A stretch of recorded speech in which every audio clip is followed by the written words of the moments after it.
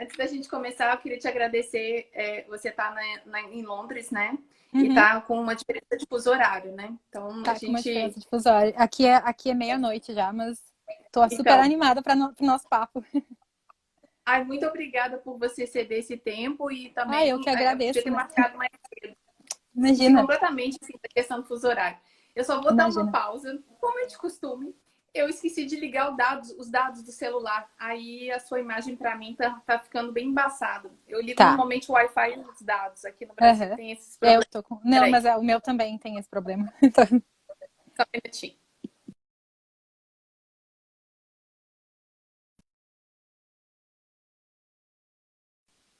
Edição lá pro YouTube, eu. Peraí, que tô só ajustando a posição aqui. Na edição do YouTube eu coloco direitinho, corta essa parte aí que ficou no vácuo, né? Bom, Eu pessoal, assisti alguns vídeos, dá pra. Bonitinho. obrigada, gente, mais uma vez pela presença. Madalena entrando aí, que é de São Paulo. Outras pessoas também. Hoje eu vou ter que ficar de óculos, porque uma boa parte do tempo, porque eu fiquei de óculos o dia todo e aí a vista já acostumou, né? Bom, a Débora vai falar sobre. Eu vou voltar aqui no seu convite. Jane Austen e o Lugar da Mulher. Aliás, eu não estou conseguindo ler. Jane Austen e o Lugar da Mulher e a Busca de um Lar. A tese Uhum. de doutorado da Débora, gente, é uma tese muito legal. É maravilhosa. Foi muito bom ler o seu texto. A gente estava para desdobrar inúmeros chats aqui, inúmeras lives. Então, ela vai. Eu vou fazer o convite, reforçar o convite mais uma vez para você participar outros dias, porque Ai, tem um com monte de certeza. coisa legal para você falar. Uhum. E o mais interessante é que não foi eu falei para você no privado, né? Foi um texto leve, mas ao mesmo tempo desafiador, porque tem algumas palavras ali que até eu olhei algumas de origem latina, né? Que Ah, não é? é muito comum de ver na linguística, assim, a gente usa uns termos mais modernos. Aí você usou uns termos bem interessantes ali. Bom, eu tenho várias anotações. Mas o seu trabalho de doutorado, você podia só falar um pouquinho, que o título é bem grande, né? Mas é só para Sim. você falar do que foi, Ah, rapidinho. E de então, onde você é também, né? oi? Se apresente. Se Então, apresente. meu nome é Débora. Eu acabei de terminar o doutorado na Universidade Federal do Rio Grande do Sul. E eu tenho trabalhado com Jane Austen, principalmente com literatura do século XIX, desde o mestrado. Então, já fazem 6 anos que isso... Bom, já faz muito mais tempo que eu sou leitora desses romances, e ávida leitora desses romances. E agora, com o mestrado e o doutorado, a gente aprofundou, né, a leitura e aprofundou a forma de olhar para eles.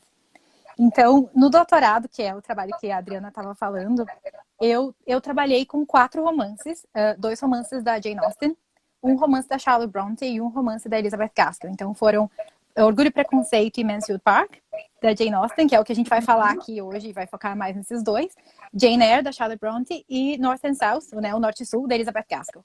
E eu tracei paralelos entre o começo do século XIX, as primeiras décadas do século XIX, e a metade do século XIX, com os romances daí da Charlotte Bronte e da Elizabeth Gaskell.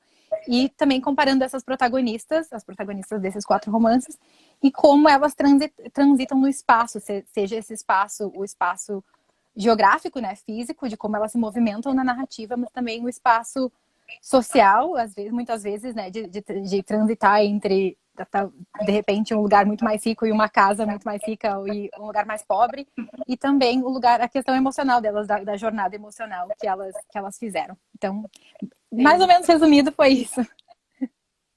E o Perfeito. mais interessante, agora eu posso falar, né, como Uhum. leitora e não avaliadora, que é a diferença muito grande, né? Essa sacada que você teve, isso só se dá não porque você é acadêmica, mas sim porque você é leitora, de fazer um paralelismo entre a Fanny Price e a Jane Eyre, e a Elizabeth Bennet e a Margaret Hale de Norte e Sul. Uhum. Então, assim, eu achei muito legal esse contraponto que você fez. E na tese, gente, eu tenho que jogar confete porque são pesquisas brasileiras, mesmo sua tese tendo sido escrita em inglês, são Uhum. pesquisas do Brasil, né? Que é muito Uhum. interessante. Me parece que lá na Federal do Rio Grande do Sul, na parte de literatura, né, no núcleo de literatura, vocês fazem teses em inglês, não é isso? Isso, eu acho que quando as literaturas são em línguas modernas, então tem alemão, tem francês, em espanhol também, e talvez tenha alguma outra língua que eu possa estar me esquecendo. As teses normalmente são escritas na língua. Tá, na tese. E aí faz com que o seu trabalho seja lido por mais pessoas. Isso é bastante interessante. Tem uma outra coisa que eu queria falar para quem está aí. A Luciana Campelo já falou que está doida para ler e tudo. Você faz uma mini biografia que não é tão mini assim, das 3 autoras. Também foi fruto de uma pesquisa bem extensa que você fez. A minha filha hoje, eu terminei de ler hoje, né? Como eu te disse.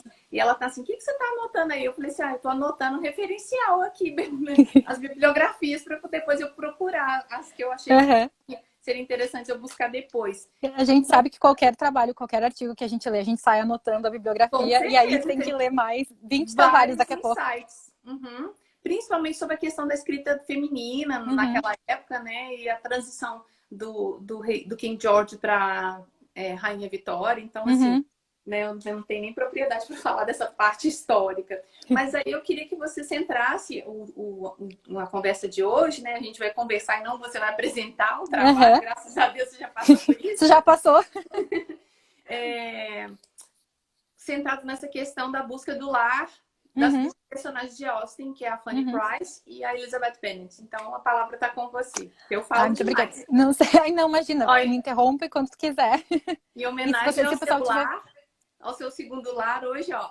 Eu também estou tomando chazinho. É água, porque aqui ainda está um pouco quente. Aí tá quente. Aqui eles tomam chá quando tá 30 graus, eles estão tomando chá também. Então... aqui deve estar uns 22 graus, não tá tão quente, né? Mas, enfim. 22 graus é o verão daqui. Imagina. Vamos lá. Mas então, que é o processo pelo qual essas personagens passam em busca de um lar para chamar de seu, né? Tá, eu acho que eu vou começar a falar um pouquinho, vou contextualizar um pouquinho o período histórico, porque eu acho que ajuda bastante a olhar para essas personagens. Assim.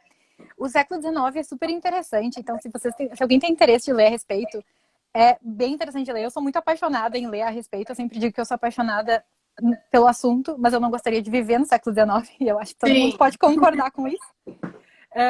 Mas é um período de muita contradição, é um período de muitas mudanças, né? Com a Revolução Industrial, que começou no século XVIII, até depois que a gente termina com o sufrágio feminino, enfim, lá no comecinho do século XX já. Mas que encompassa todo esse período.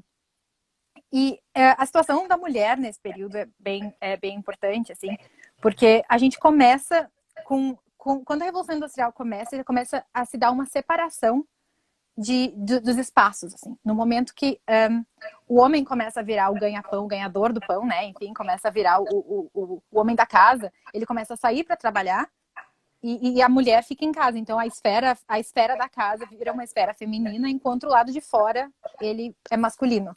Sim. E é uma diferença que ela, de certa forma, essa diferença sempre existiu. A gente não pode dizer que ela foi fundada no século XIX. Mas ela acaba que se torna muito mais prevalente no século XIX, e até mesmo nas classes mais altas, tanto quanto nas classes trabalhadoras, classes, né, que é a working class, que eles chamam aqui, que todo mundo trabalhava. E a mulher trabalhava também, só era um trabalho que não era reconhecido e não era pago como o trabalho do homem. Essa separação de esferas criou uma ideologia da domesticidade, que eu até falo disso na minha tese, assim, que criou um ideal feminino de como a mulher deveria ser, né? Até que um dos membros da minha banca, a Bianca Rossato, ela lembrou da Bela Recatada e do Lar. E eu acho que tem muita associação com isso, assim, tinha uma questão muito disso, de tornar essa mulher um anjo. E aí tem toda a questão do anjo do lar, que é baseado num poema, é bem interessante. O poema é super extenso, mas é interessante como ele constrói essa imagem da mulher e de um ideal que é impossível, né, de atingir. Durante a leitura, quando você falou do anjo do lar, eu vi isso, obviamente, 10 mil anos atrás, na graduação. Poxa, tem isso mesmo. Aí eu comecei a fazer uma ligação com o que a gente tem hoje também de anjo do lar, né? Que Sim. Você, lá no final, sem querer dar spoiler, você faz uma retomada. Acho que é a sua última frase da tese retoma isso. E como que a gente ainda continua, como na música da Elis Regina, como os nossos pais, apesar de tudo que... Exatamente, e eu acho que é tão interessante de pensar nisso, porque é quase como se fosse um padrão que se repete, né? E ele vai se repetindo durante... Ou talvez nunca se quebre totalmente. Mas tem a Virginia Woolf fala lá nos anos 20, ela tá reclamando que ela não conseguiu se livrar do fantasma do anjo do lar, que é um fantasma vitoriano. Então ela lá, que era uma mulher praticamente assim, independente para aquela época, e ela escrevia e ela tinha a própria vida, estava lá reclamando que ela também estava presa nesse padrão impossível de atingir. O que a gente voltou sem querer a um pouco, não é bem um padrão, mas é uma certa obrigação de ser o anjo do lar, aquela que dá conta de tudo por causa da pandemia. Eu tenho colegas da parte de editoração de livros que elas estão assim por aqui com essa história de ser tudo, né? Porque elas tiveram que dispensar as ajudantes, as babás, enfim, a escola dos filhos, né? E sempre acaba caindo na mulher, né? Eu acho que é uma questão, essa questão de cuidadora do lar, e cuidadora dos filhos, e cuidadora das questões da casa, sempre acaba caindo na mulher. E eu acho que no século XIX, isso aparece... eu vi comentário dizendo que a Virginia Woolf falou que era necessário matar o anjo do lar. E é verdade, porque ela justamente falava que ela era ainda assombrada por esse anjo do lar. Mas essas mulheres, elas se tornaram responsáveis, então, no século XIX, daí a gente está voltando um pouquinho, não é difícil de confundir, né? A gente confunde com as coisas de hoje em dia, mas é do século XIX ainda. Elas se tornaram essas responsáveis pela casa sem ter, na verdade, a palavra final.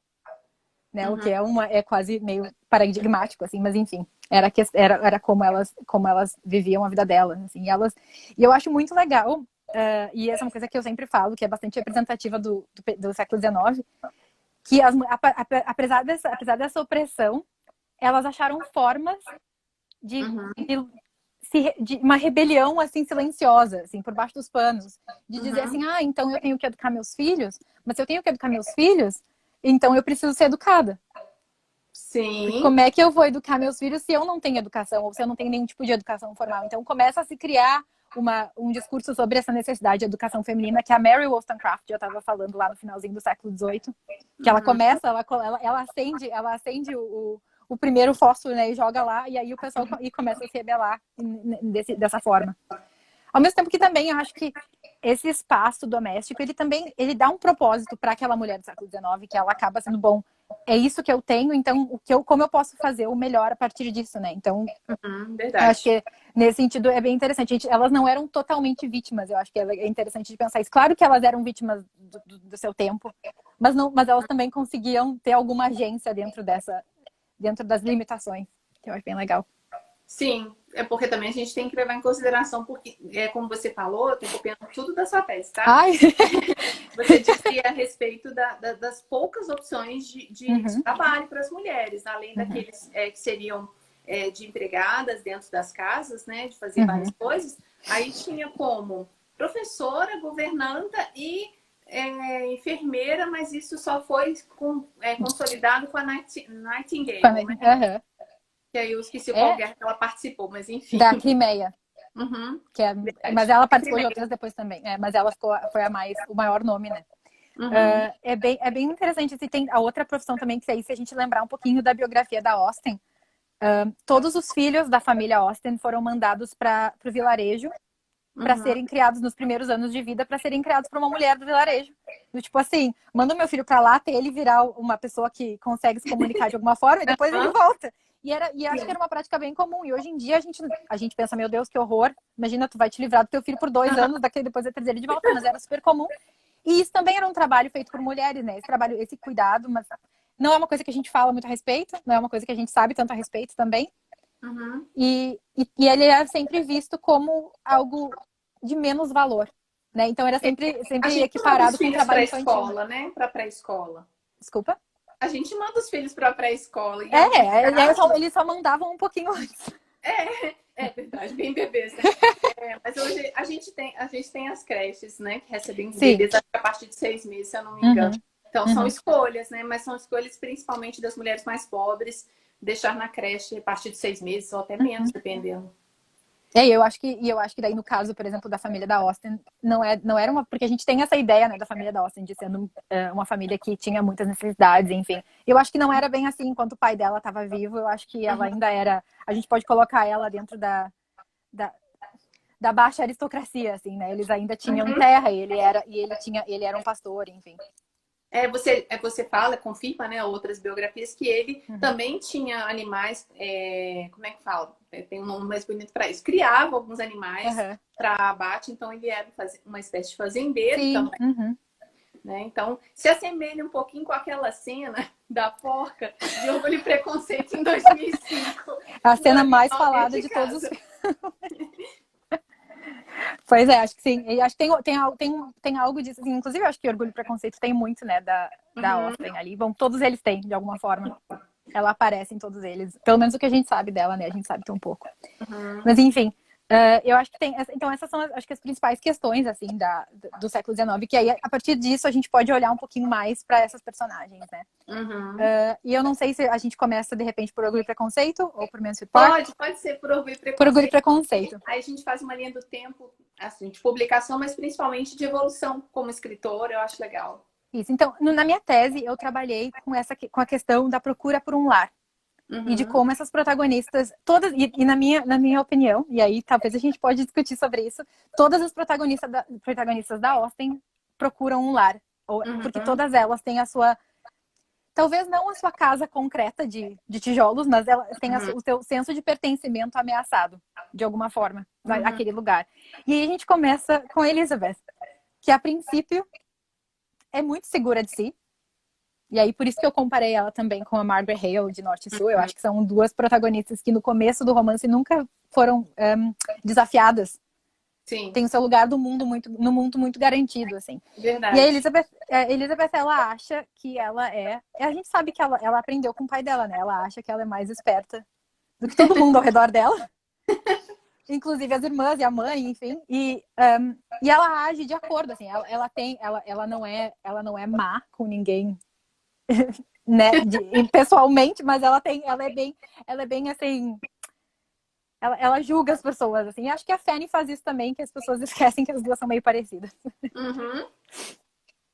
E a Elizabeth, ela vai ter esse lugar desafiado quando novas pessoas chegam em Meryton, né, que é o Mr. Bingley e o Darcy e toda aquela turma. E ela sai da zona de conforto, né? Exatamente. Eu sempre gosto de dizer que ela era um peixe pequeno, ela era um peixe grande num aquário pequeno. Boa. E aí ela descobriu, quando ela foi pro mar, ela descobriu que tinha muito mais ao redor dela que ela não conhecia. Sim. E tem toda a questão, eu acho que nos romances da Austen isso aparece muito, e às vezes, principalmente pro leitor brasileiro, eu acho que é meio confuso quando a gente primeiro se depara com isso, que é aquela história de por que ela não vai herdar. Por que as filhas não vão herdar a casa do pai, né? Que é uma questão bem importante, eu acho, de entender, tanto para entender os romances da Austen, quanto para entender os romances do século XIX como um todo. E eu não sei eu não sei se tem uma tradução, ou qual é a tradução em português para entailment. Ixi, peraí. Eu vou ter que procurar. Eu não sei, mas enfim, basicamente o que acontecia era assim. As mulheres, a partir do momento que elas casavam, toda a propriedade delas passava para o marido. Porque, de acordo pela lei, a mulher ou era filha, ou era irmã, ou era esposa. Ela não era um ser... Direito zero. Sem direitos, exatamente. Então, o que acontece? Na tentativa de preservar, de manter a propriedade na família, se criavam esses contratos que mantinham a propriedade dentro da família. Então, se o casal, por exemplo, eles tinham uma casa e eles não tinham nenhum filho homem, essa casa iria... Não era sempre, isso não acontecia sempre, mas eu acho que em muitas dessas propriedades mais antigas que tinham mais história, isso acontecia. A casa acabava indo pro herdeiro, pro parente masculino mais próximo, né, na linha de sucessão. Então é por isso que é o Mr. Collins, né? Exceções a gente pode ver em Emma, por exemplo, que ela ia herdar, né? Mas era um arranjo de parte jurídica que ela teria esse direito. Não era uma coisa... Mesmo porque como as mulheres não tinham estudos, aí acreditava que elas também não eram inteligentes para administrar uma herança. Até Exatamente. Hoje, isso é uma espécie de ranço que a gente vai receber. Com certeza. Eu repito isso sempre, com a história do cartão. Não, é verdade, com certeza. E eu acho que... E até em Orgulho e Preconceito tem também. A gente tem a Lady Catherine, e ela ficou com a casa dela, né? Como viúva, ela tem a casa, então talvez se ela casasse, ela perderia aquela casa. E por que ela quer tanto que a filha dela case com o Darcy? Porque vai manter a casa Uhum. Dentro, porque no momento que a Anne casa, ela perde a propriedade, porque daí quando ela, se ela fosse herdar aquela propriedade, então, pelo menos aí, quando ela, acho que a Luciana agora estava perguntando, Isso. então no momento que ela casa, vai pro Darcy, mas como o Darcy é parente, então fica dentro da família. Então a Lady Catherine estava, acho que já pensando à frente, não Verdade. só pensando em manter a linha sanguínea, mas ela também estava pensando na questão financeira. Aham. Eu acho que ela é uma das personagens mais espertas da Austen. Devia ser muito. Então, é um conflito, né? Porque você tinha que casar, não tinha muito o que fazer, né? Você ia depender Exatamente. dos irmãos. Principalmente, eu acho, no começo do século XIX, né, que foi o período que a Austen escreveu, não casar significava virar um peso para os seus parentes masculinos, né? Seus parentes homens. Então, basicamente, como aconteceu com a Jane Austen e com a Cassandra, quando Uhum. elas não casaram, elas dependiam do irmão. E elas só tiveram, assim, vamos dizer, um final feliz de terem finalmente ido para Chawton, lá para casa delas, porque o irmão herdou o dinheiro e pôde E, dar isso para elas. e era uma, a gente traduz como um chalé, né? Mas é Uhum. uma casa de 2 andares. Para nós é uma casa, né? Eu Mas, sempre acho que sempre que eu assisto, você já deve ter visto o Razão e Sensibilidade, o filme da Emma Thompson, que elas também, bom, elas mudam de casa e tu pensa, mas essa casa é enorme aham, para os padrões de hoje em dia, mas eu acho que sim. eles provavelmente levam em consideração terem criados, enfim, terem empregados morando dentro da casa, e sempre tinha algum agregado, né? Sempre tem algum parente ficando perto, enfim, ficando junto. Eu indiquei ontem o vídeo da Worsley, esqueci o primeiro nome dela, Lucy. sobre Lucy, É. sobre as casas que a Jane Austen morou, e Uhum. ela fala assim, que a Jane Austen talvez esperasse que ela morasse na casa, como seria? Naquela casa maior, que para mim é uma mansão de fato, né? Da Chawton, mas ele acabou cedendo apenas Apenas. o chalé, que é enorme para nós aqui. A cozinha do chalé é gigante, né? É, a Mas cozinha do chalé é do tamanho de muitas casas, né? É do tamanho de casa Uhum. de várias casas de muita gente. É. Sim, com certeza. Mas eu imagino que talvez. Eu não sei se vale a pena falar um pouquinho da biografia da Austen, que eu acho que faz sentido, já que a gente está falando Sim, disso, mas claro. eles moraram em Hampshire por muito tempo, né? Em Steventon, que é uma cidade que não existe mais. A Uhum. casa, pelo menos onde ela morou, acho que devem ter ruínas em algum lugar, mas eu nunca, Tem. nunca Esse encontrei. Acho que vídeo da Worsley mostra ela faz assim, como é que fala? Uma tomada de cima, assim, uhum, talvez. Bom, não sei como é que eles filmaram de cima, mas aí eles fazem um desenho virtual ali de como seria a entrada, onde seria a cozinha. uhum. Então, eles foram de lá quando o pai dela resolveu. Eles moravam lá e ela viveu uma vida super. Eu acho que até cheia de cuidados, né? E cheia de fechada e naquela bolha, né? E aí daqui a pouco o pai dela diz: tô me aposentando e a gente vai se mudar pra Bath. É, assim, né? Do nada, né? E Bath naquela época era uma cidade tipo Londres, era uma cidade grande, mas era Uhum. meio que assim: se tu não tinha dinheiro pra ir pra Londres, tu ia pra Bath. E que eu Uhum. acho que era um pouco o caso para a família da Sim. Austen, né? Que assim a gente tem. E tem uma questão de ranço, eu acho, da Jane Austen por Bath, porque Bath também era conhecida como uma cidade para se encontrar marido. Ah, Então sim. ela e a irmã dela pensaram: peraí, eles estão levando para Bath para quê? Meio que para Para se mostrar, assim, livrar né? da E gente, elas já assim, eram né? mais velhas, né? Isso que eu acho que Sim, pesou muito, porque acho que sim. era uma exibição pública de que elas eram, entre aspas, né, solteironas. Aham. Né? Eu coloco entre aspas porque hoje a gente tem que contextualizar que hoje 30 Sim, anos é mais que normal você ser solteiro, né? Mas com enfim. certeza, com certeza. Mas, bom, a gente vê em Orgulho e Preconceito que a Charlotte tem 27 anos e ela tá sem opções. Que Uhum. ela casa com o senhor Collins. É o momento de ter muito poucas opções na vida E para uma as pessoa que pessoas não escolhe. entendem a opção dela, né? Mas era uma Não, e a opção. Elizabeth não entende, né? Por E, muito tempo, uhum. até ela se dar conta o que isso significa.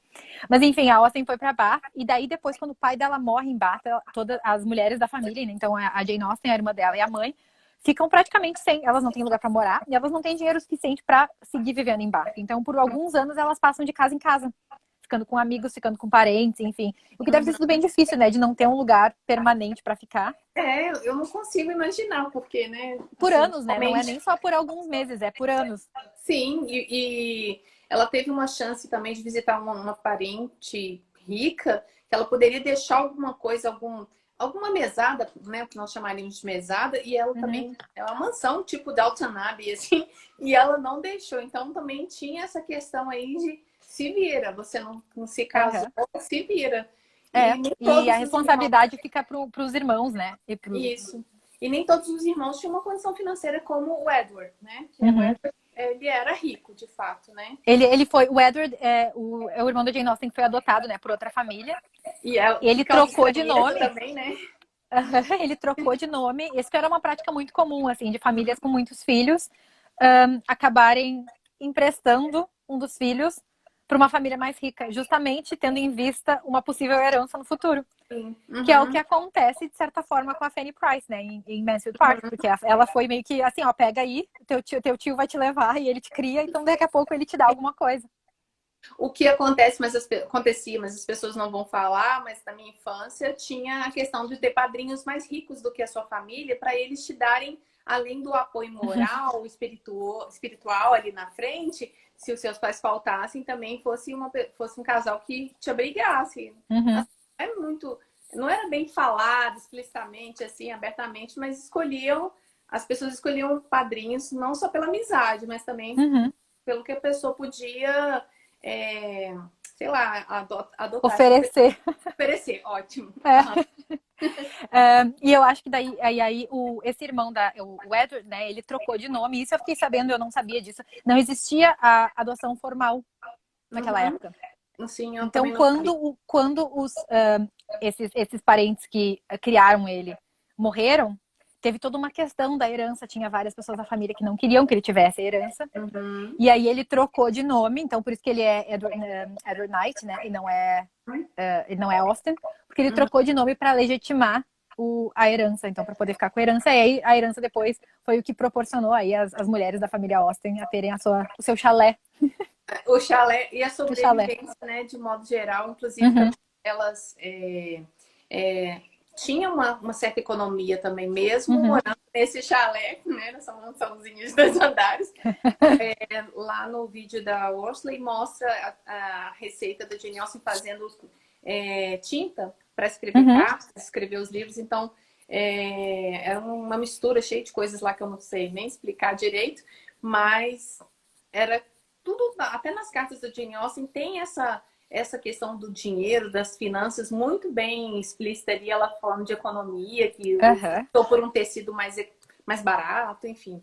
Não era tudo mar de rosas, né? Não, com certeza. E é até por isso que eu sempre fico muito braba quando eu lembro que a família da Austen, depois que ela morreu, quis apagar a questão de ela ter escrito para ganhar dinheiro. Mas ela queria ganhar dinheiro, sim. Sim. Tem a parte que não é nem mercenária, mas é assim, de poder sobreviver, né? De poder... eu sou boa nisso, então eu quero fazer isso para tentar ganhar alguma coisa em troca e poder não depender do meu irmão totalmente, que é o que ela queria fazer. É compreensível, porque principalmente os sobrinhos viviam na era vitoriana. Exatamente, e aí, eu sempre tentando transformar ela no anjo do lar também. Exato. Se vocês pensarem, todo mundo já deve ter visto a imagem da Austen, o desenho da Cassandra. Sim. Que não é terminado, né? Que é um rascunho, é um esboço da Austen. E eu acho muito engraçado, porque ela tá assim, né? Ela tá com uma cara feia, assim, naquele esboço. Tipo, claramente não queria estar aqui posando pra minha irmã quando eu podia estar escrevendo. E aí ela tá lá posando. E aí a versão vitoriana da imagem da Austen é assim, é bonitinha, as feições muito mais leves, né? Eu tô tentando achar aqui, mas tá em outro lugar. A foto da nota de 10 libras, né? Ela tá gordinha, assim, tá rechonchudinha. Bonitinha. E se a gente vê a imagem colorida, ela tem a bochechinha rosada. Enfim, mas a nota de 10 libras tem questões que... Até a própria frase que eles escolheram para ilustrar a Jane Austen, que é dita pela Caroline Bingley. Ironicamente, eu acho engraçado que eles escolheram essa frase, mas tudo bem. Isso aí é com o governo britânico, isso é outra história. Eu não vou conseguir enxergar. Eu acho... Será que tá aqui na frente ou atrás? Peraí. A declare after all there is no enjoyment like reading, não. Essa aí é aquela fala pro Darcy quando ela tá tentando dizer pra ele que olha como eu leio, mas na verdade ela não lê, então. A gente são os despiches, né, dos personagens Igual a Emma Mas fala. às vezes alguém falou que é photoshopada, assim, a versão vitoriana é totalmente Photoshop da Jane Austen. Eu sempre acho isso o máximo. E eu acho que diz muito, né, do período também, porque o que a gente podia, que versão dessa escritora que a gente quer mostrar, né? E os sobrinhos da Jane Austen depois escreviam como, ai não, a Jane Austen, ai nossa tia, ela só escrevia pra entreter a família. Uhum. Ela não escrevia para ganhar dinheiro, ela não tinha nenhuma pretensão de ser autora. Mas claro que ela tinha, ela passou a vida inteira tentando ser publicada, né? A gente tem várias, tem cartas, a gente tem informações da família que ela tentou ser publicada a vida inteira. Então acho que. Mas eles tentaram. A questão toda é que eles tinham que colocar uma Jane Austen mais palatável do que aquele esboço da Cassandra, né? Porque ela tá com a cara bem de brava ali, assim, não sei. Ela assim, só não é nem assim, ela não tá sorrindo, né? Ela não tá com aquela cara de aquela feição aberta, do tipo assim, super convidativa, ela não tá nada angélica, ela tá E totalmente angelical. a Cassandra, vamos combinar que não era uma boa artista com desenho, né? Naquele livrinho The History of England, ela Uhum. faz os desenhos bem feios, pra te falar a verdade. A gente dá um desconto pra ela naquele que ela era novinha também. Sim, e também não precisava ser tudo aquilo que era exigido, né? Como o Darcy fala, de cantar, de saber outras línguas e Mas é tal. muito interessante, né? Então, essa ideia do Darcy dessa mulher ideal, né? Já tem, é um precursor desse anjo do lar, né? Porque ele já tá falando desses accomplishments, né? De todas essas coisas que a mulher tem que saber fazer, que daqui a pouco no período vitoriano se fica muito mais forte, né? É. E é bem interessante que no período vitoriano estuda e tem quem mais enforça, né, essa questão do anjo do lar é a nova classe média que surgiu com a Revolução Industrial. Porque eles têm mais a perder. Então, eles precisam mostrar uma façada de a gente vive uma vida perfeita. Uhum. Inclusive, mais puritana e mais limpa. Eu acho que tem uma ideia de limpeza que aparece muito no século XIX, principalmente no período vitoriano, de a limpeza de dentro de casa Uhum. contra a sujeira da rua, né? Sim.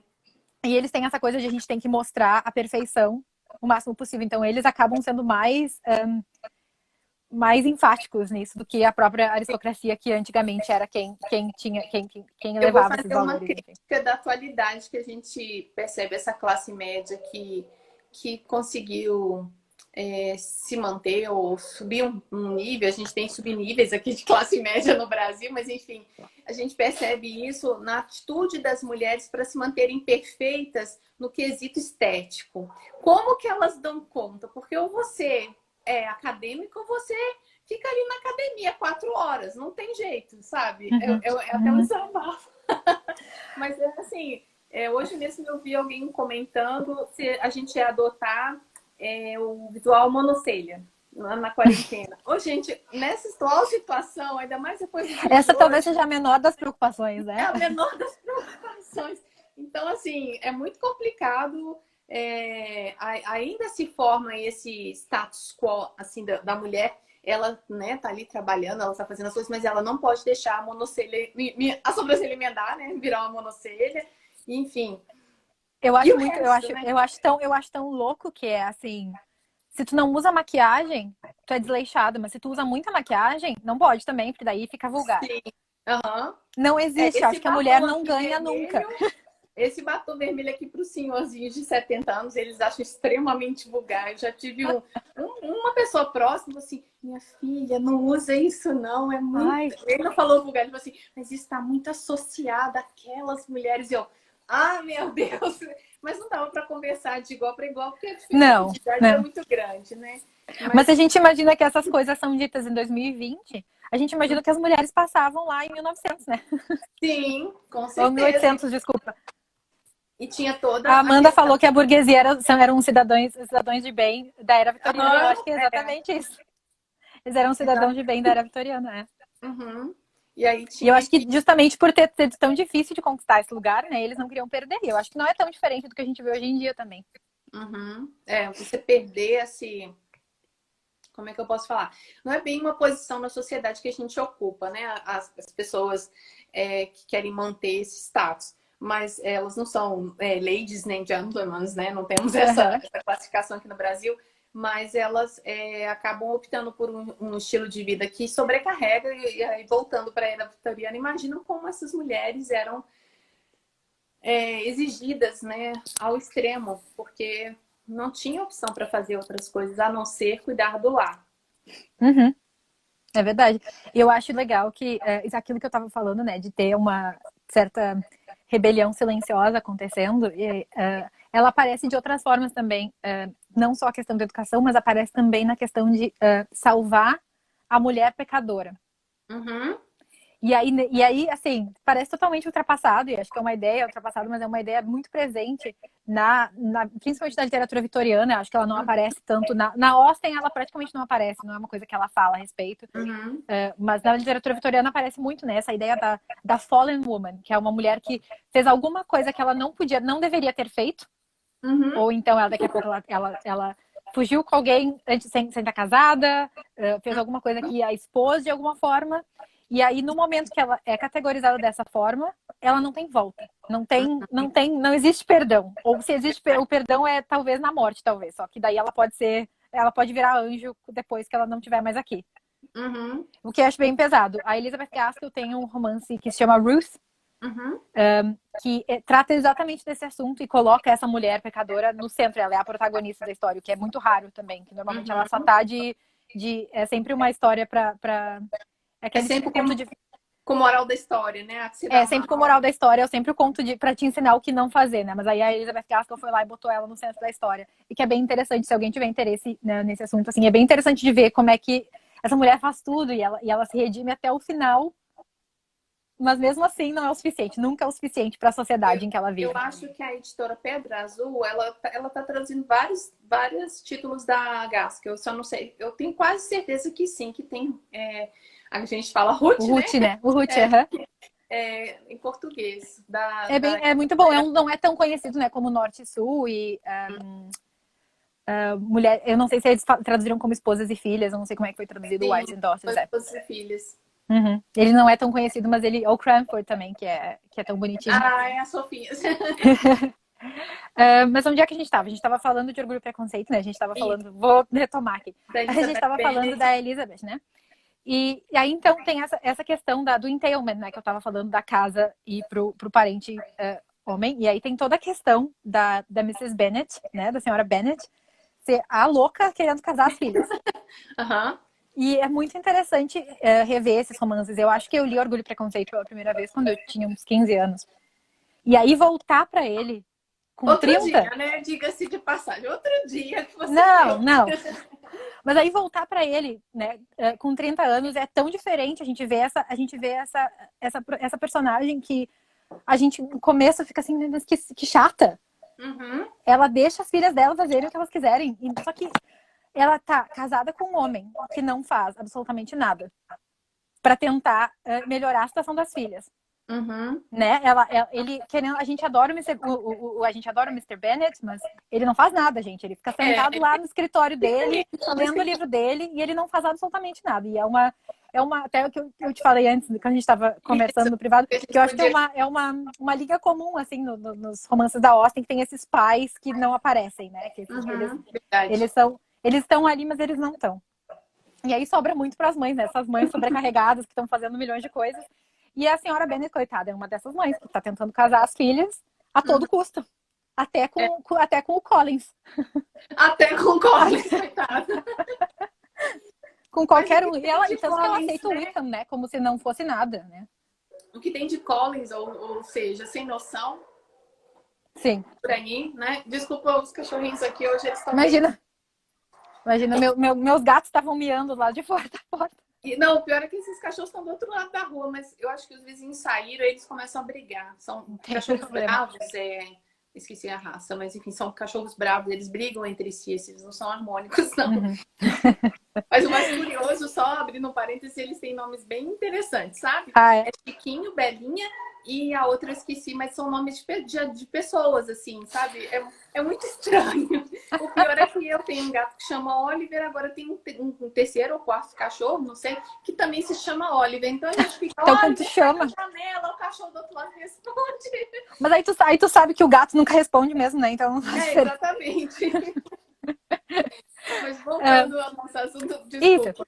Não, imagina. Da senhora Bennet ser considerada, assim, a gente olha para ela com gente, que mulher doida, né? Mas era um desespero que é compreensível. É compreensível. E eu acho que ela se vê nesse lugar de se nenhuma das minhas filhas casarem e meu marido morrer, eu fico sem teto.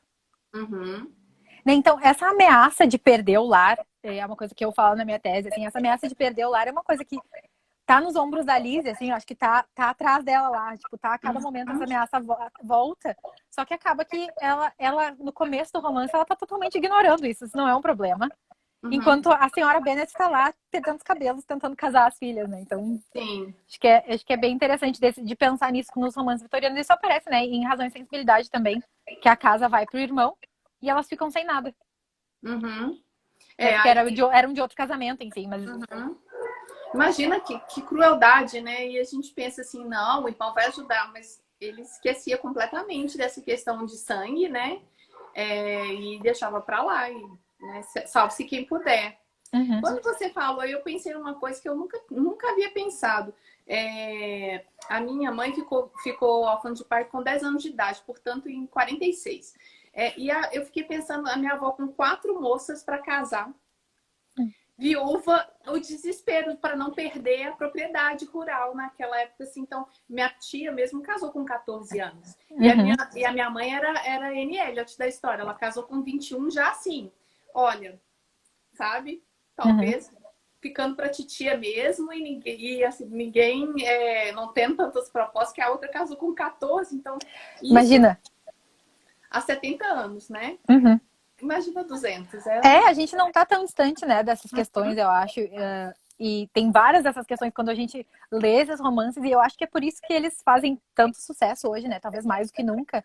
Por isso que a gente tá fazendo cada vez, né, quando eu brinco assim, chuto uma árvore, sai uma adaptação de Jane Austen, porque não, tem Uhum. muitas, eu não tô reclamando, não é uma reclamação, mas é fato, né? Tem muitas adaptações e essas histórias, elas acabam voltando, né? Por que a gente é tão atraído por elas? Porque eu acho que elas falam com a gente mesmo, ainda hoje. Com Né, certeza. em Alguém todas falou as assim, a questões. própria senhora Bennet, deve ser, ela estava fazendo paralelo com a minha avó. A tua mãe, A minha mãe, tua mãe, a NL tua avó. da história.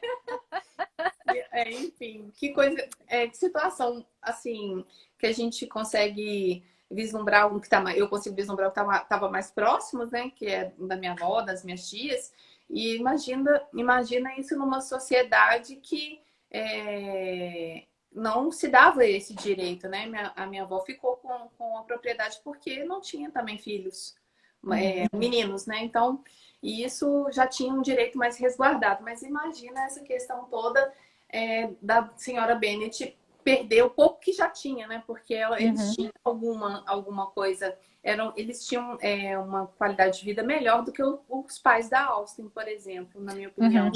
Uhum. Uhum.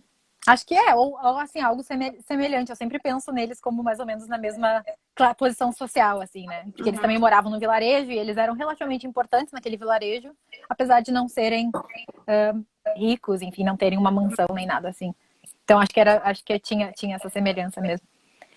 Alguém Volta falou. para Elizabeth, queria que você falasse, porque ela parece que ali é a senhora, o peixão do aquário pequeno, né? Uhum. Aí volta para essa questão que é bom Ah, você falar. vamos lá, então. Eu acho, para mim, sempre foi muito interessante de pensar na Elizabeth, assim, a partir dessa perspectiva, né? E de o quanto ela começa.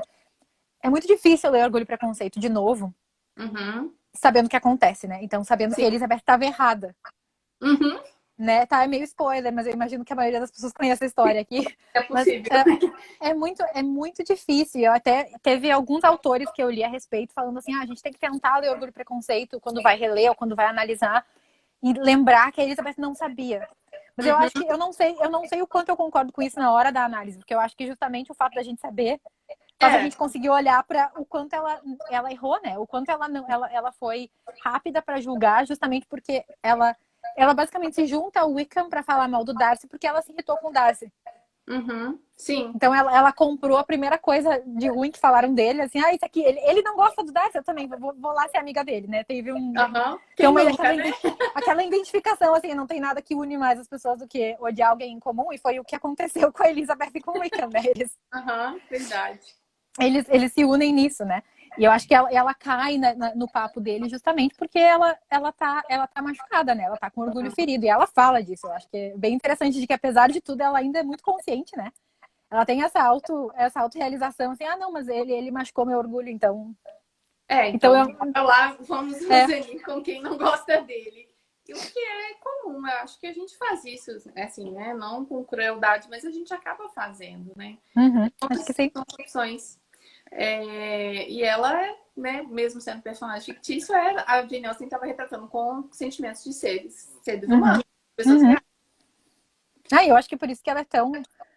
Todo mundo se identifica tanto com a Elizabeth, né? Porque ela tem Uhum. todas essas falhas, mas ao mesmo tempo ela falha, mas de uma forma tão adorável, assim, né? No resto do romance, tem tantas coisas que a gente se identifica, as coisas boas, as coisas ruins. E quem Sim. não julga, né? Tipo assim, ela julga porque todo mundo também julga, né? E todo mundo faz esses pré-julgamentos que muitas vezes acabam errados, como o dela. E é curioso que a gente. Você falou dessa questão de você já saber da história e ao reler, é interessante porque a gente faz isso com a Marianne, né? A gente Uhum. sabe que ela vai se estrepar com o Willoughby, e aí, peraí, deixa eu entender melhor como que é essa moça se apaixonando pelo Willoughby. Aí a gente consegue ter uma outra visão, né? E é bom que também tira um pouco desse pedestal que as pessoas colocam a Elizabeth Bennet, né? Que é como Uhum. perfeita, e ela não é, ela é normal, uma pessoa Mas eu comum. acho que justamente por ela ser normal e ter essas falhas, que ela é uma personagem tão maravilhosa, né? E tão Sim, gostosa de exatamente. analisar e de ler a respeito. E por isso que eu acho que a Uhum. Austen também gostava tanto dela, né? Porque é uma personagem que é muito rica. Mas então a Elizabeth, como muitas das outras personagens da Austen, ela precisa sair dessa zona de conforto. E que, na Isso. verdade, a pergunta que fica, né? Será que é tão confortável assim?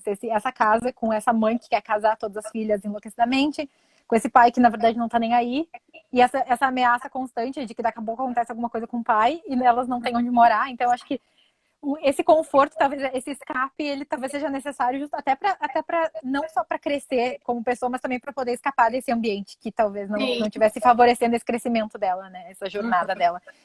E eu acho que a Elizabeth, são nesses movimentos que ela cresce. Ela vai para casa, ela visita Rosings, depois ela visita Charlotte e ela tem que aprender a lidar com a escolha da amiga, que é completamente diferente do que ela Sim. faria. E é interessante de pensar que a Charlotte é como se a Charlotte seria a Elizabeth daqui a alguns anos. Uhum. E eu acho que a Charlotte tá ciente disso, mas a Elizabeth não tá. É. Porque Talvez. A Charlotte, ela já tá, bom, 27 anos naquela época, né? Ficando totalmente pra titia, dependendo do pai, do irmão. Uhum. Ela diz que ela não quer isso. Então, por isso, justamente, que ela casa com a primeira pessoa que oferece, Uhum. basicamente. E a Elizabeth julga muito ela por isso. O que Uhum. eu acho que não é difícil de entender por que ela julga, mas depois eu acho que é interessante de ver como é que ela se dá conta de que, na verdade, a Charlotte fez isso para poder ter alguma independência. Sim. Inclusive, você fala de transação financeira. O Uhum, casamento não era casamento por amor. Então, a questão do dote e tudo, e uhum. até dessa liberdade. Você falou também na sua tese sobre a questão da mulher se casar para ser livre. Olha isso, né? A gente fica, que contradição. Mas Mas é uma das contradições do século XIX, que o Penel, começo do século e depois tem até o período vitoriano, cheio de uhum, contradições, e eu acho que essa é uma delas, né? Que daqui a pouco o casamento é a, a possibilidade, a opção menos ruim uhum. de todas as opções, o que é, né? É interessante de pensar. Pouquíssimas opções, né? Inclusive. Né? Uhum. É É isso, verdade. depois a gente até for ver nos outros romances que eu analisei, que eles foram escritos na metade do século, né? Que é Jane Eyre e Norte e Sul, as protagonistas têm outras opções. Uhum. Tanto que a Jane Eyre, ela vai ser governanta, ela vai trabalhar numa casa, isso ocorre a ela, eu posso ir trabalhar em algum lugar, mas isso para os personagens da Austen isso nunca aparece. Não Fora tinha. talvez a Inclusive, Jane a própria Fairfax, que obra. tenha a possibilidade de ser governanta em algum lugar, mas isso não aparece Uhum. nos romances da Austen, praticamente, essa possibilidade de fazer algo além do casar. Sim, existe lá em Emma, aquela senhora, esqueci o nome dela, que era a proprietária da escola para moças, mas aí também era quase que um serviço social ali, assim, era uma obra, talvez de Uhum. caridade, obviamente ela recebia, mas era Uhum. associado mais com, talvez, não é aptidão, não, mas Uhum. é uma certa inclinação, ela gosta de cuidar dessas moças, né? Uhum. Não, e a gente vê, a Austen tem vários exemplos, né, de mulheres que não casaram e o que aconteceu com elas. E talvez Uhum. fosse um medo que ela tinha do que fosse acontecer com ela, né? Mas ela Ah, morreu muito cedo, mas a gente tem a Miss Bates em Emma, Uhum. né? Que era alguém de algum status social que daqui a pouco perde, né? Todo esse status social e vira talvez uma piada quase no vilarejo. Assim. Todo mundo gosta dela, mas ao mesmo tempo não leva ela a sério, né? Então, Uhum.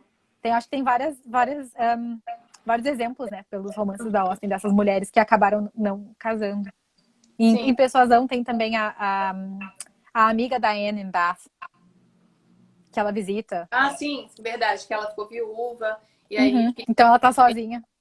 a parte. Eu só falei em uma outra live aqui que eu tenho uma irmã que não se casou, e as pessoas falam assim, não, mas você tem filho, né? Ao menos filho você teve. Como se fosse assim, né? Uma coisa muito comum para as pessoas que nasceram, no caso da minha irmã, nos anos 70, é ter filho nos anos 80, né? Sem ter filho sozinha, ou ter filho assim, sem nada, sem Tá. nenhuma companhia. É mais Mas que coisa que complicado. são as coisas que definem a mulher, né? Uhum. Eu Ou tá também casado ou tem filho. já falei, não sei, você falou sobre adaptação de novas casas. Eu morei um tempo no interior por causa do concurso que eu fiz, e lá me perguntavam cadê o marido e por que minha filha não tinha ido. Aí eu ouvi a frase: o que você fez para perder sua filha para o seu marido? Eu fiz foi vir para o interior. Minha filha, obviamente, não ia sair da capital por causa dos estudos, né? Então tem essa coisa assim, eu tinha que ter um homem para chamar de meu ali. Não sei para que naquele momento, era, mas era para poder mostrar para a sociedade do interior, como a Jane falou, em muitos lugares no interior do Brasil ainda batom vermelho. Eu ouvi falar em Manaus que bota, como vocês usam no Rio Grande do Sul, a gente usa aqui também em Minas, bota lá em Manaus é associado completamente com prostituta. Porque lá é muito quente, mas veja bem, você não pode querer usar uma bota lá na Amazônia. Que eu imagino que tem todas essas questões aparecem de outras formas, né? Em outros estados, enfim, em outros lugares sempre vai ter alguma coisa que não pode, ou alguma coisa que pode, enfim. Isso. Enquanto para homem o que não pode é parecer com mulher, né? Exatamente. Eu sempre acho isso engraçado, né? Que a gente tem que ser o mais diferente possível de uma mulher para ser masculino o suficiente. Seja lá o que significa. Tá, sim. Eu tipo, tava assim, gente, aparecer. No sentido de qualquer coisa, de qualquer traço mais feminino, ele já é julgado enquanto uma mulher esperado outras coisas. Ele tem que ser mais bruto, inclusive nas atitudes, né? Não pode mostrar sentimento. E aí, se ele for pro interior, dane-se, né? Se ele tem esposa ou não. Não importa, né? Mas a gente estava falando da Mrs. Bennet, né? E dessa questão. E eu falei tão mal do Mr. Bennet. Deixa eu retratar aqui um pouquinho. Sim. Eu acho que ele é, claro, principalmente eu acho que quando a gente é mais novo, assim, quando a gente lê adolescente, a gente ama ele é aquele paizão, né? Ainda mais porque a gente tá lendo da perspectiva da Lizzie. E ela é a favorita dele, então óbvio que a gente vai gostar dele. Óbvio que a gente Mas eu acho que eu acho que a Jane Austen mostra, e eu não sei se... isso eu acho que é uma frase relativamente famosa, o que a Jane Austen falou sobre não escrever cenas só entre homens, porque ela não sabia do que os homens falavam quando eles estavam sozinhos. Quando eles não estavam na presença de mulheres. Sim. Apesar disso, eu acho que ela consegue colocar nos romances dela uma crítica até ao tratamento do homem, assim, de como o homem era tratado pela sociedade, dessas expectativas que a sociedade tinha nesse homem também, nesse ganhador do pão, nesse homem que é o responsável pela família. E o Mr. Bennet, por exemplo, é um deles, né? Ele tinha essa responsabilidade de cuidar de Longbourn, de deixar a casa prosperar e de fazer dinheiro, de dar uma herança para as filhas. E ele não consegue, né? Então ele falhou no que a sociedade esperava dele. Sim, ele fica bem em segundo plano, assim. Qualquer cena que tenha a senhora Bennet, ele está ali bem. E eu acho que a gente pode pensar que na época da Austen era muito mais esperado também do homem de se casar. Porque a gente fala do casamento da mulher, né? Mas a gente vê que os homens também tinham que casar para ter um herdeiro. Para a mulher era para ter alguma segurança de vida, mas para o homem era para ter um herdeiro, né? Para poder seguir a linha e poder seguir, né? Poder ter alguém que... uma associação com uma pessoa mais de respeito, né? Que não ficava na esbórnia. Um homem de família, né? Assim, é isso que a gente precisava ser. E eu acho que aí ele também... E talvez... E aí acho que a Elizabeth fala disso... Na Elizabeth não fala disso. O narrador fala disso. Em Orgulho e Preconceito. Né, de o quanto eles tentaram ter um filho homem. Mas depois de 5 filhas mulheres, eles desistiram. Né? E assim, gente, a gente não pode esquecer que a Mrs. Bennet deve ter uns 40 anos. Uhum. E, inclusive, Que tinha a as gente dificuldades de parto da época, né? Como você mencionou também. Deve ser um que é desastre. uma coisa cabeluda esse assunto também, né? De o quanto era difícil naquela época e de quantas mulheres morriam, né? Uhum. E de quantas mulheres passavam a vida reprodutiva inteira grávidas, praticamente. Grávidas, puerpério, grávidas, Uhum. eternamente, né? É E, verdade. Você tem mais alguma coisa para acrescentar? Porque eu tô no escuro aqui sem horário. A gente eu tá. também não tô vendo. Tá. Mas Alguém pode posso, digitar aí para nós quantas horas são, só para a gente ter uma referência? Porque a gente tem que falar da Fanny Price e você falaremos também. na Fanny Press. Mas então eu vou tentar falar um pouquinho mais de Orgulho e Preconceito para dar uma Por fechada. favor. Então, basicamente, eu acho que a ideia de que eu trabalhei com a ideia de que a Elizabeth também ela faz essa jornada de perder a casa, perder o lugar seguro que ela tinha. A Amanda diz que é 9 horas. Então, Ela aí quando a perde, gente ela for perde. falar de Fanny, aí a gente encerra e começa outra live, porque senão, vai cortar daqui a Tá, uns 5 minutos.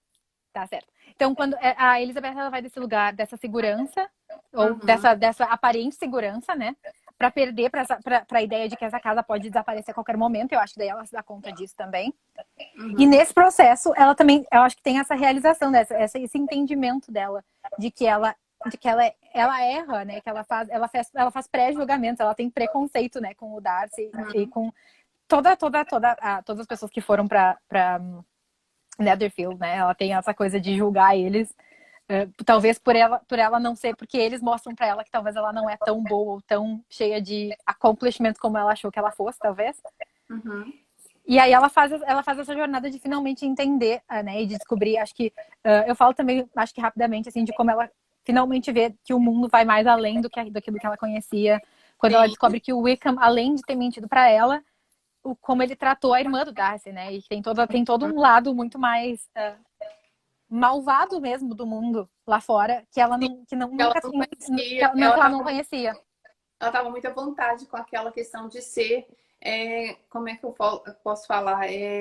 Não é carta marcada, mas a favorita e a que talvez fosse Uhum, mais inteligente, não sei, né? uhum, Assim, dá pra gente avaliar a uhum, inteligência das outras, porque são pouquíssimas descrições que a Jane faz, uhum. mas ela estava bem, numa situação bem segura De para ela, conforto. Uhum, porque com certeza.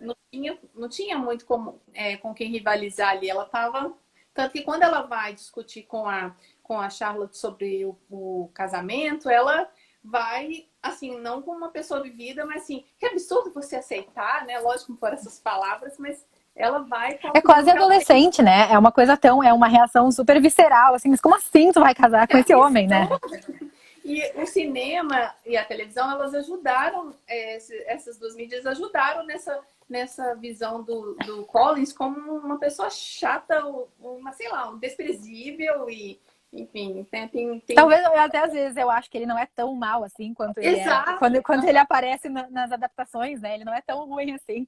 Tem uma Mas e amiga como aqui a de Amanda BH até que ela falou, né? defende o Collins. Oi? Desculpa. Tem uma amiga aqui de BH que defende o Collins. Olha, como a Porque Amanda falou nos comentários, o Collins, na verdade, era um bom partido, né? Se a gente parar pra isso. pensar do ponto de vista do que a Charlotte tá ganhando quando ela casa com ele, que ela ganha a própria casa. E aí Uhum, ela dá um jeito de mandar ele pra rua, né? Assim, de deixar ele do lado de fora o máximo possível cuidando do jardim pra ela ficar dentro de casa sozinha. Eu acho bem interessante que ela tem essas. E aí, nisso que eu falo dessa rebelião silenciosa, né? Que ela faz esses movimentos pra uhum, deixar ele de fora, né? Pra ela poder ficar verdade. ficar